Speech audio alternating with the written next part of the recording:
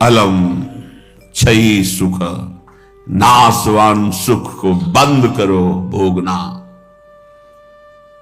अलम विषय वार्तया नरक कोटि बीभत्सया, बंद करो ये विषय वार्ता का चिंतन कथन श्रवण, ये कोटि नरकों जैसा भय प्रदान करने वाला है। अभी तुम्हें समझ में नहीं आ रहा। ये विषय चित्र देखना, विषय चिंतन करना, विषय क्रियाएं करना बहुत करोड़ों जन्मों में किया है। थोड़ा संयम में हो जाओ। मानव जीवन की दिव्यता, आनंद की दिव्यता, उसका अनुभव करो, परमात्म तत्व का अनुभव करो, नहीं पछताओगे। यहां से कुछ नहीं जाना। कह रहे हैं अलम क्षयी सुखा प्रदैर युवती पुत्रादिकैर। ये बहुत बड़ा आकर्षण है हर हृदय में काम का। विपरीत शरीरों को भोगने की प्रबल इच्छा, यही हमारी दुर्गति कराती चली आई है। इसी का आकर्षण रोकना है। यदि हृदय में यह आकर्षण बना रहा, काम सुख के भोग के लिए विपरीत शरीरों के आकर्षण, शरीरों को भोग करके आनंद की अनुभूति करने की इच्छा, ये दुर्गति करा देती है। दुर्गति ये ऐसा दलदल है, इस दलदल में प्रथम बार जब से उतरे आज तक नहीं निकल पाए। धसता ही चला गया जो इस काम भोग रूपी दलदल में गिरा। इसलिए कह रहे अलम क्षयम सुख, नाशवान चिंता शोक प्रदान करने वाले इस सुखाकर्षण से बचो। जो शरीराकर्षण, इससे बचो, नष्ट हो जाओगे। तुम्हारे जीवनी शक्ति एक सीमित है। अभी यौवन अवस्था है, नष्ट कर लो, फिर किसी काम के नहीं रहोगे। ना भगवत चिंतन, ना शरीर चिंतन का रह जाएगा।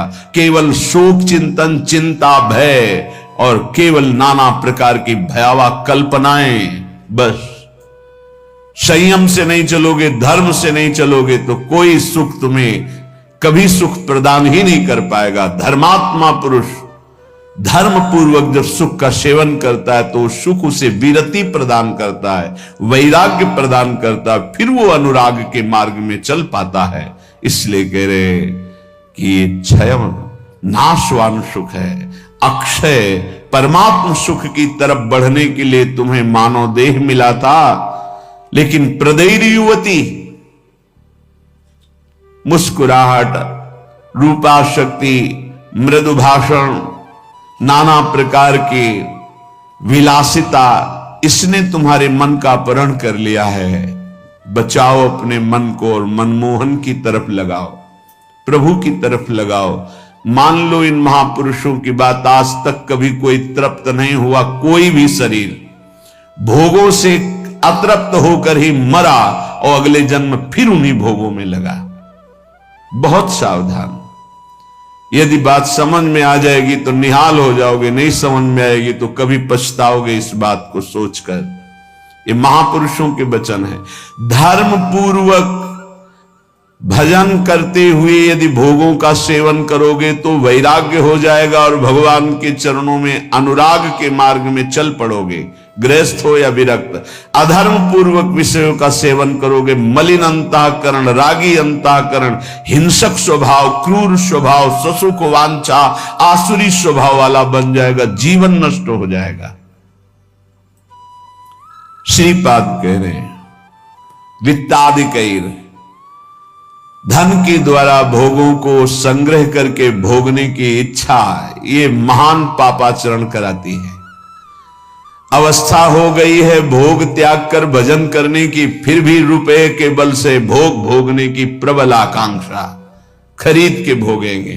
भोग लो, पैसा है अभी, पुण्य के द्वारा, पूर्व पुण्य के द्वारा तुम्हारे पास जो श्री है, लक्ष्मी है, उसका दुरुपयोग कर लो। दुरुपयोग,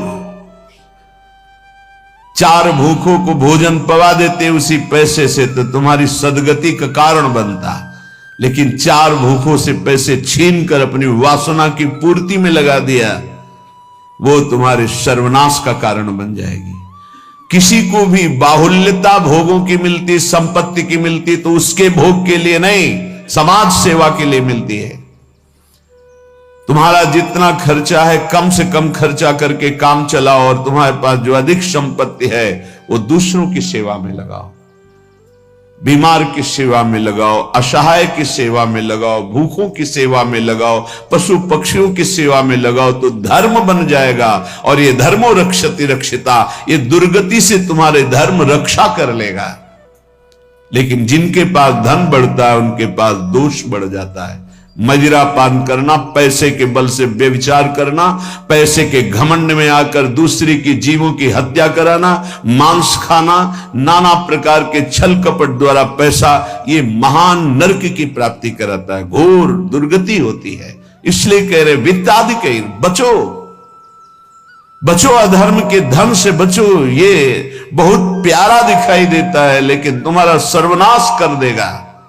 अगर 1 रुपया धर्म का आ जाए तो बुद्धि भ्रष्ट होना शुरू हो जाती, फिर तुम बड़ी बड़ी संपत्तियां छल कपट से एकत्रित करोगे, तुम्हारी दुर्दशा क्या होगी। श्रीपाद कह रहे विमुक्ति कथप याप्यलम मम नमो विकुंठ श्रेय। जो ऐसे आचरण करते हैं मुक्ति की चर्चा उनके लिए बेकार है। ममता रत सन ज्ञान कहानी, अति लोभी सन विरति बखानी, कामी समझिम हरि कथा, ऊसर बीज बये फल दशा।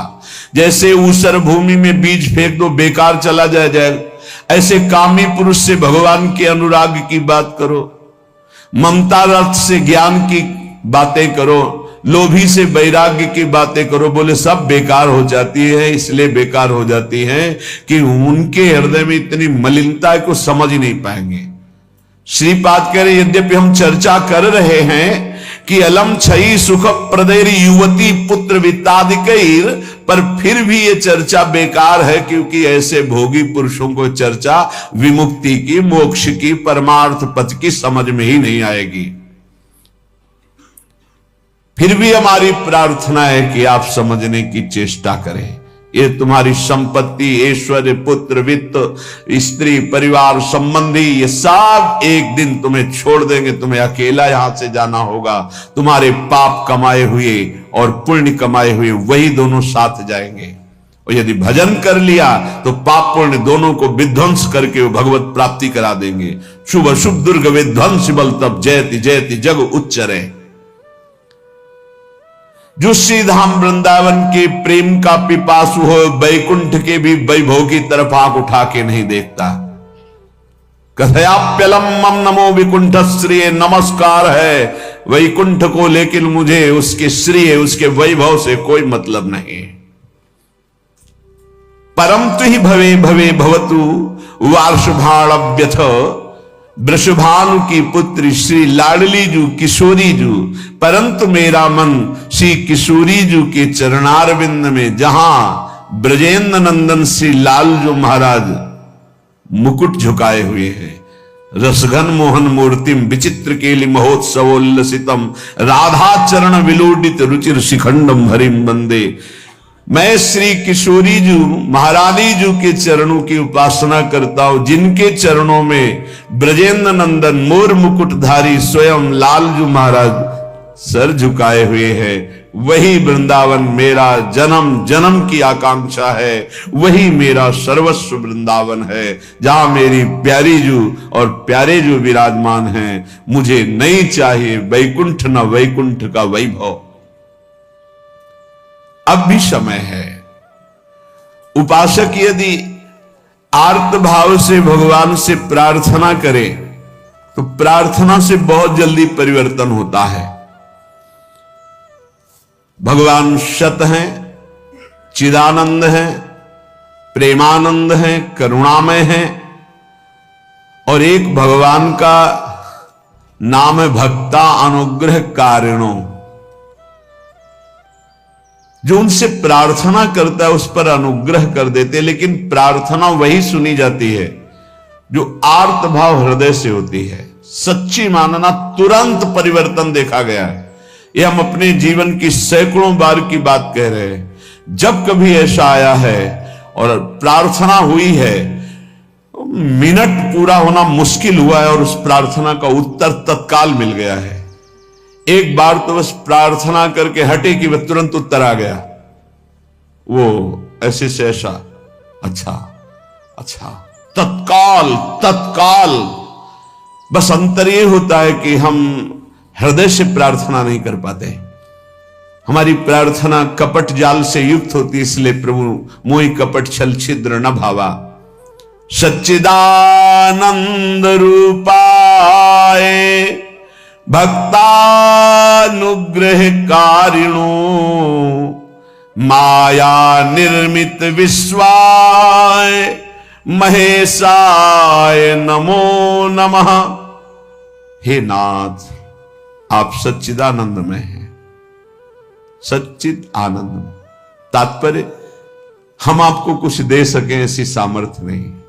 सच्चिदानंद को हे पार्थिव जो मायाकृत पदार्थ हैं, भोग सामग्री, ये भ्रम हटा दीजिए। हमने कई बार प्रार्थना किया है, ये केवल हमारे भावों को प्रकट करता है, इसलिए वस्तु सामग्री का महत्व है। अगर भाव नहीं है तो कोई वस्तु सामग्री का महत्व नहीं। आप 100 कुंतल सोना चढ़ा दो, हमारे प्रभु के लिए कुछ नहीं है। कई बार आपको बताया है, समुद्र को रत्नगर्भा, पृथ्वी को रत्नगर्भा कहा गया है। ऐसे ऐसे पहाड़ हैं जो 4-4 लाख योजन के सोने के हैं, और वो सब मायाकृत है। आप देवलोक को जाइए, वहां स्वर्णिम भवन बने हुए हैं देव गंधर्व अप्सराओं के। अमरावती पूरी कैसी बनी हुई है, पढ़ करके महाभारत में देखिए कैसी देवराजेंद्र की सभा है, कैसी वरुण जी की सभा है, कैसी लोकपाल अग्नि की, वायुदेव की, होश उड़ जाएंगे। और ये सब मायाकृत है। ऐसे प्रभु को हम क्या दे सकते हैं? और ऐसे प्रभु को जब रोते हुए भाव से किसी ने पत्र अर्पित किया तो बिक गए एक पत्र में। पत्रम पुष्पम फलम तोयम। हे सच्चिदानंद प्रभु, आपके एक संकल्प से संपूर्ण सृष्टि प्रकट हुई है। ये प्रार्थना, मैं नीच आपको क्या दे सकता हूं नाथ? मेरे पास तो जो कुछ है वो सब आपका दिया हुआ है। शब्दों को देखिएगा, हे नाथ, मेरे पास जो कुछ है वो तो आपका दिया हुआ है। आपके एक संकल्प से संपूर्ण सृष्टि हुई है। नाथ, मैं आपको क्या दे सकता हूं प्रसन्न करने के लिए? आप मुझ पे अपनी तरफ से, अपनी कृपा से प्रसन्न हो। जब मैं शरीर की तरफ देखता हूं, रोगा हरन्ति सततम प्रबला शरीरम कामादयोप्यनुदिनम प्रदहन्ति चित्तम मृत्युश्च नृत्यति सदा कलयन् दिनानि तस्मात् त्वमद्य शरणं मम दीन बंधो। अब अगर हम विचार करें शरीर के लिए, तो नाथ, शरीर में कोई न कोई परेशानी बनी रहती। रोगाहरन्ति सततम प्रबला शरीरम। ये प्रबल रोग शरीर को छीन कर रहे हैं। High blood pressure, low blood pressure, sugar, ये वो। हम क्या आपसे वादा करें कि हम ऐसी साधना करेंगे कि आप प्रसन्न हो जाएंगे? पहली बात बाहरी वस्तुओं की। नाथ, आपने एक संकल्प में अनंत ब्रह्मांडों का सृजन किया। स्वामी, मेरे पास जो वस्तु आपकी दी हुई है, मैं किस वस्तु से आपको रिझा सकता हूं? नाथ, वो तो आपकी दी हुई है। रही शरीर की बात, तो रोगाहरन्ति सततम प्रबला शरीरम। प्रबल रोग हमारे शरीर की शक्ति को छीन कर रहे हैं। अंदर आए सूक्ष्म शरीर, तो कामादयोप्यनुदिनम प्रदहन्ति चित्तम। ये काम, क्रोध, लोभ, मोह, मद, मत्सर इतना गंदा किए हैं अंदर कि हम कैसे आपको कहें कि हम अंदर से आपका ध्यान धर पाएंगे? कभी काम अपना प्रभाव दिखाता है, कभी क्रोध अपना प्रभाव, कभी लोभ, कभी मोह, कभी अहंकार, कभी ईर्ष्या। नाथ, बड़ा गंदा हृदय है। और पूरे जीवन की तरफ देखें, वादा करें कि आज संकल्प लेते हैं कि 5 वर्ष हम ऐसा करेंगे, तो 5 मिनट का भरोसा नहीं। मृत्युश्च नृत्यति सदा कलयन् दिनानि। नाच रही मृत्यु सिर पर, पता नहीं प्रभु कब हमारे शरीर का अंत हो जाए। इसलिए नाथ, मैं आज प्रार्थना करता हूं कि मेरे पास आपको प्रसन्न करने के लिए कुछ नहीं है। आपकी दी हुई भोग सामग्री और ये शरीर रोगों का घर, मन विकारों के द्वारा अपवित्र, और प्रभु पूरा जीवन मृत्यु के हवाले, किस समय मेरी मृत्यु हो जाए मुझे भरोसा नहीं, पता नहीं।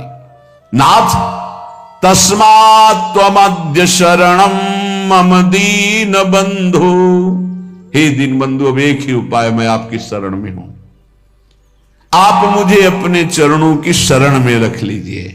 हे प्रभु, वे देहो विनश्यति सदा परिणामशीलस्, चित्तम च खिद्यति सदा विषयानुरागी, बुद्धि सदा हि रमते विषयेषु नान्तस्, तस्मात् त्वमद्य शरणम मम दीन बंधु। बहुत सुंदर। नाथ, ये शरीर का प्रतिपल परिवर्तन हो रहा है। कभी घुटने के बल था, फिर किशोर अवस्था आई, फिर जवानी आई, फिर धीरे धीरे ढल रहा है। ये नाशवान शरीर नाश की तरफ जा रहा है और प्रभु मन प्रतिपल भोगों में लगा हुआ है, हमारा चित्त प्रतिपल भोगों में लगा हुआ है। ईमानदारी की बात देख लो, ये खाऊंगा, ये पीऊंगा, ये देखूंगा, ये भोगूंगा, ये भोगा, अब ये भोगूंगा, ऐसी ही गणित चलती रहती है अंदर। और मेरी बुद्धि बस एक ही बात, इस विषय को भोगने में ये सुख है निश्चय करती है, विषयों में सुख है। मारा गया प्रभु, मारा गया। कुछ भी ऐसा नहीं है जिस पर मैं टिक सकूं। शरीर टिक नहीं रहा क्योंकि नाशवान प्रतिक्षण नाश की तरफ जा रहा, मन प्रतिक्षण भोगों का चिंतन कर रहा, बुद्धि यही निश्चय करा रही कि भोगों में, रुपया में, घर में, मकान में, स्त्री में, पुत्र में, शरीर में, इन्हीं में सुख है।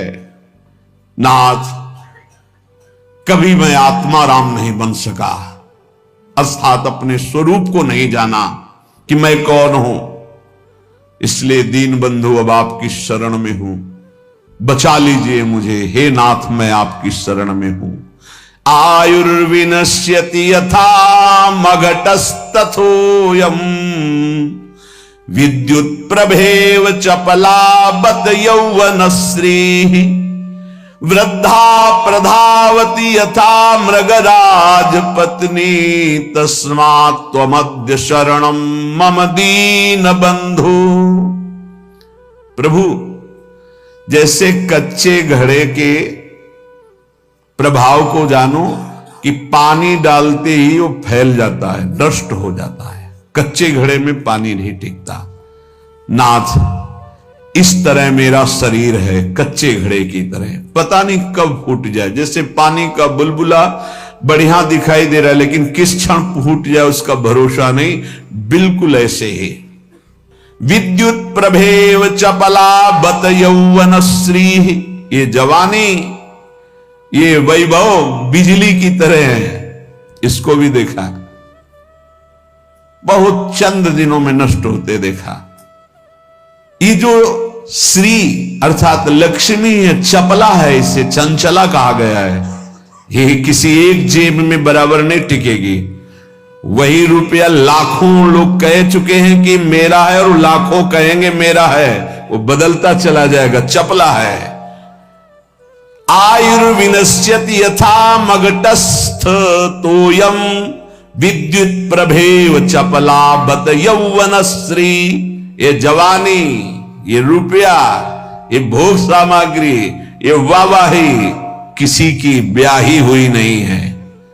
आज जवान हो, कल तुम्हारी दुर्दशा हो जाएगी। आज धनी हो, कल मांग करके तुम्हें खाने की भी हिम्मत नहीं रहेगी, ऐसी स्थिति आ जाएगी। बहुत होश में। वृद्धा प्रधावती यथा मृगराज पत्नी, जैसे सिंघनी खाने को तैयार है, ऐसे रोग युक्त वृद्धावस्था तुम्हारा इंतजार कर रही। जब धक्का लगा के घर से बाहर कर दिए जाओगे, कर्म के परिणाम में कुछ भी तुम्हारा नहीं, कोई भी तुम्हारा नहीं। ऐसे कितने उदाहरण हैं।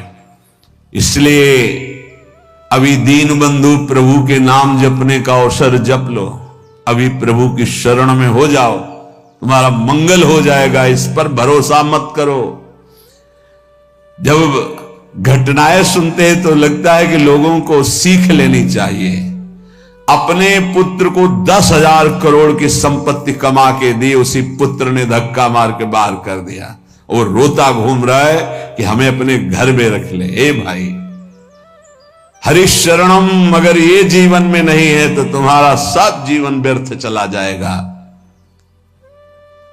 आयाद व्ययोमं भवत्यधिको अविनीते कामादयो हि बलिनो निबला समाद्या मृत्युर्यदा तुदति मां बत किं बदेयम्। हे प्रभु,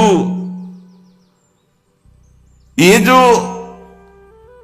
रुपये की आय है ये जीव को पागल बना देती है, धर्म से भ्रष्ट कर देती है। ये भी देखा है, जितना अधिक रुपया आएगा उतनी बुद्धि भ्रष्ट होती चली जाएगी। रुपये का सदुपयोग कोई महाभागवत कर पाता है नहीं, रुपया बहुत बुरी तरह कर्म बिगाड़ देता है। जहां रुपया बढ़ा तो फिर कर्म बिगाड़ देता है, कुछ नहीं, भारी प्रमाद। ये जो आप लोग बैठकर सत्संग सुन रहे हैं, बड़ी भगवत कृपा है जो आप यहां आकर के सत्संग सुन रहे हैं, भगवत कृपा। संसारियों को भगवत चर्चा सुनने की ना प्रेरणा होती है, ना इच्छा होती है, ना समय दिया जाता है। और जिसे सत्संग नहीं मिला जीवन में, उसका जीवन कूड़ा बना रहता है। गंदे आचरण, गंदा खाना पीना, गंदा व्यवहार। भगवत प्राप्ति करना है, भजन करना है, ऐसा कहीं चिंतन ही नहीं है, कहीं चिंतन नहीं। बस कमाना, ये सत्य है संसार, ऐसा भाव, कमाना है, मकान बढ़िया बन जाए, रुपया बैंक बैलेंस हो, अमुक कार्य सोचते सोचते मर गया, फिर अगला जन्म हुआ, फिर यही सोच, कब तक चलता रहेगा। आयाद व्ययोमं भवत्यधिको विनीते। और जब आय अधिक होने लगती है और बुद्धि व्यभिचारी हो जाती है, धर्म से अधर्म की तरफ जाने लगती है, तो फिर उसका व्यय गंदे तरीके से होता है, गंदे तरीके से। जो धर्मात्मा पुरुष होते हैं उनका धन बहुत अच्छी तरीके से, सो धन धन्य प्रथम गति जाकी। क्या? अस्पताल खुलवा दिया निशुल्क, बढ़िया दवा, बढ़िया डॉक्टर, और जो असहाय गरीब है फ्री दवा उनकी, भोजनालय निशुल्क, किसी भी तरह का कोई छल कपट नहीं, जो रूखा सूखा सब फ्री पवार। ये धन का सदुपयोग। गौ सेवा, लाखों गौओं का, पशु पक्षियों का पोषण हो रहा है। ये विद्यालय खुलवा दिया, निशुल्क विद्यालय, फीस डॉक्टरों की, मास्टरों की, जो भी जैसे, वो सब अलग अपनी तरफ से। औषधालय, विद्यालय, ये सब वो धर्मात्मा पुरुष का ऐसे खर्चा होता है। अधर्मी का खूब शराब पी रहे हैं, व्यभिचार कर रहे हैं, कितने रुपए लगे आज के नाच में, इतने लगे पार्टी में। अस्पताल खुलवा देते तो पूरे तुम्हारा परिवार का कल्याण हो जाता, कितना लाभ मिलता। जो धनाभिमानी हैं उनके द्वारा धन का सदुपयोग नहीं होता, जो भगवत चरणारविंद के आश्रित है उनका सदुपयोग होता है। बोले प्रभु, अधिक आय होने पर धन का व्यय गलत तरीके से होने लगता है। नाथ, उसका प्रभाव यह हुआ कि काम आदि दोष बहुत बढ़ जाते हैं, बहुत बढ़ जाते हैं। कामादयो ही बलिनो निवला समाद्या, इतना निर्बल कर देता है कि वो बुद्धि से निश्चय ही नहीं कर पाता कि ऐसा करना चाहिए कि नहीं, वो ना करने योग्य व्यभिचार करता है। कामाद्या ही बलिनो निवला समाद्या मृत्युर्यदा तुदति माम बत किम बदेयम। क्या कहूं प्रभु, इतना निर्बल कर दिया काम ने कि अब अपने को रोक नहीं पाता हो। अब तो मृत्यु का दंड मिलेगा और नरक की दुर्गति भोगनी पड़ेगी। नाथ, अब तो आप संभाल लीजिए, आपकी मैं शरण में हूं। एक ही उपाय है, तस्मात्। अब एक उपाय है, आपकी शरण में हूं दीन बंधु, आप स्वीकार कर लो। दीन बंधु, हे भगवान, तप्तं तपो नहि कदापि मयेह तन्वा वाण्या तथा नहि कदापि तपश्च तप्तम् मिथ्या विभाषण परेण न मानसं हि तस्मात् त्वमद्य शरणं मम दीन बंधु। प्रभु कभी किसी तीर्थ में जाके कष्ट रूपी तपस्या नहीं की। करना चाहिए हर गृहस्थ को, विरक्त को भी। आप गृहस्थ हैं, वृंदावन धाम आए, एक दिन तो उपवास कीजिए, पानी पी के रहिए, चाहे जितने करोड़पति हों। अगर लाभ लेना है तो बात हमारी प्रार्थना मान लीजिए। एक दिन में मर नहीं जाओगे। एक दिन उपवास करो, 3-4 दिन के लिए वृंदावन आए हो तो 24 घंटे केवल पानी पी के रहो। नहीं ऐसी स्थिति आएगी महीनों पानी नहीं जाएगा मुख में। बात मान लो, तुम्हारे कर्म भस्म हो जाएंगे जो अशुभ कर्म करते हो। वृंदावन आओ, हरिद्वार जाओ, काशी जाओ, तीर्थ यातन करो, करो अवश्य करो, जिससे तुम्हारी मलिनताएं नष्ट होंगी। लेकिन होटलबाजी मत करो, तीर्थों में जाकर के पिकनिक मत मनाओ, गंदे आचरण मत करो तीर्थों में। नहीं, पुरखा भी जो तुम्हारे कुछ ऊंचे होंगे ना, वो नरक चले जाएंगे। 21 पीढ़ियां तरती तो 21 पीढ़ियां नरक भी जाती है। तीर्थ याटन करने का लाभ वही ले पाता है जो तीर्थों में जाके तप करता है, कष्ट सहता है। एक दिन जल से व्यतीत करो, दूसरे दिन फलाहार करो, तीसरे दिन थोड़ा अन्न ले लो। कोई अपराध न बनने पावे, बचा के अपने पुण्य निकल जाओ। कोई दोष दर्शन न करो, किसी की निंदा न करो, कोई पापाचरण न करो। तीर्थ आए हो, किसी को जब तक साधु संग नहीं मिलता तो तीर्थों का भी लाभ नहीं ले पाते। वृंदावन धाम आए, मुख में मसाला खाए, 25 से थूक दिया, वैष्णव आ रहा जब करते, और उसके पैर में पड़ा, सारे सुकृत उस थूकने वाले के नष्ट हो गए। दोना में चाट खाई, परिक्रमा मार्ग में फेंक दिया।